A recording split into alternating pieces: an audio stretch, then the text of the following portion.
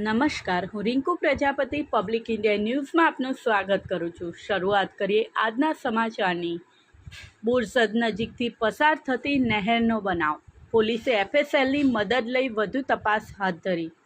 આણંદ જિલ્લાના બોરસદ શહેરમાં વન તળાવ જવાની નહેરના પાણીમાંથી ગાયનું માથું તણાઈ આવ્યું હતું।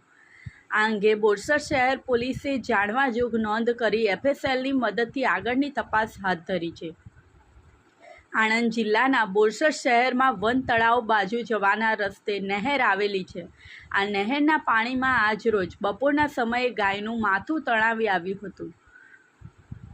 પાણીમાં ગાયનું માથું જોતા જ સ્થાનિકો તેમજ આસપાસના ખેતરોમાં કામ કરતા લોકો ઘટના સ્થળે દોડી આવ્યા હતા અને તેઓએ બોરસદ શહેર પોલીસને આ અંગેની જાણ કરી હતી, જેથી પોલીસની ટીમ પણ ઘટના સ્થળે દોડી આવી હતી અને નહેરના પાણીમાંથી ગાયનું કપાયેલું માથું બહાર કઢાવ્યું હતું।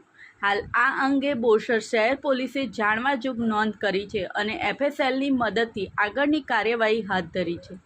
આ સાથે આજના સમાચારને અહીં સમાપ્ત કરીએ છીએ।